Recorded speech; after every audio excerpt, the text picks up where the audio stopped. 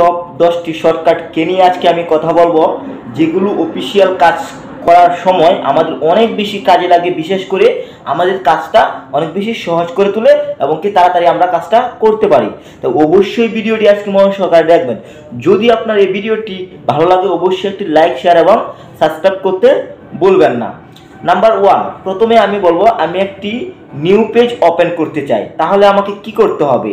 তো new page open করার জন্য আমাদের কি করতে হবে? কিবোর্ডের Ctrl+N প্রেস করলে কিন্তু আমরা নতুন পেজটি চালু করতে পারবো। নাম্বার 2, আমি একটি কাজ করেছি, সেই কাজটি এখন আমি সেভ করব। তাহলে আমি সহজেই কিন্তু কিবোর্ডের মাধ্যমে কিন্তু সেভ করতে পারি। Ctrl+S প্রেস করে কিন্তু আমরা কাজটি সহজেই করতে পারি। নাম্বার 3, এখন আমি যে ফাইলের কাজটি করেছি সেই ফাইলের কাজটি আমি অন্য আরেকজনের নামে এন্ট্রি দিতে চাই। যেহেতু আমি অন্য আরেকজনের নামে এন্ট্রি দিতে চাই, তাহলে আমাকে অবশ্যই সেভ এস ক্লিক করতে হবে।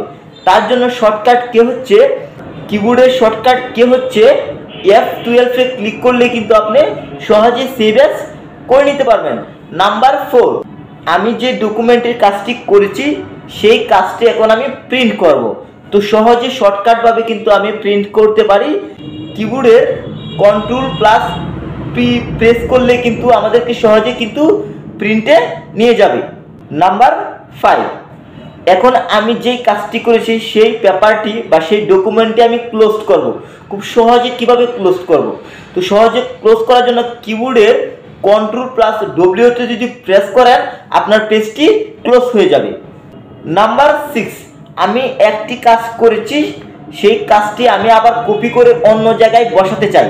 তো খুব সহজেই শর্টকাটে কিভাবে বসাবো? তো আমি চাইলে কিবোর্ডের Ctrl+C তে ক্লিক করে কিন্তু আবার Ctrl+B তে ক্লিক করলেই কিন্তু বা B তে প্রেস করলেই কিন্তু আমরা সহজেই কাজটি করতে পারি। নাম্বার 7, তো এখন আমি যে কাজটি করেছি পুরো পেপারটা আমি সিলেক্ট করতে চাই। আমি শর্টকাট কিভাবে পেপারটি সিলেক্ট করব, তাই না? তো আমি সহজেই কিন্তু পুরো পেপারটা সিলেক্ট করতে পারি। কিবোর্ডের Ctrl+A তে প্রেস করলেই পুরো পেপারটি সিলেক্ট হয়ে যাবে। নাম্বার 8, আমি ডকুমেন্টের একটি কাজ করছি, সেই কাজটি করা অবস্থায় আমার ভুল হয়ে গেছে। এখন আমি আবার ব্যাকে ফিরতে চাই, যে আমি আগের পর্যায়ে ফিরতে চাই, তাহলে আমি কি করব? কিবোর্ডের Ctrl+Z প্রেস করলে কিন্তু আপনি আগের পর্যায়ে ফিরতে পারবেন এবং কাজটি ঠিকঠাক থাকবে। নাম্বার 9, আমি আমার ডকুমেন্টটিতে একটি ইংরেজি কাজ করছি, কিন্তু এই কাজটিতে এখন আমার বাংলা কাজ করতে হবে। তাহলে অবশ্যই কিন্তু আমাকে ফন্ট চেঞ্জ করে নিতে হবে। আমি চাইলে শর্টকাটভাবে কিন্তু ফন্টটি চেঞ্জ করে নিতে পারবো। তো কিভাবে চেঞ্জ করব? কিবোর্ডের Ctrl+Alt ধরে বিতে যদি আমরা প্রেস করি তাহলে কিন্তু ফন্ট চেঞ্জ হয়ে যাবে। লাস্ট টপ 10, আমি একটি কম্পিউটারে দুই রকমের দুইটি কাজ করছি। তো আমার দুইটি কাজ করার জন্য আমাকে একবার এই ফাইলটিতে যেতে হয় আর একবার ওই ফাইলটিতে যেতে হয়।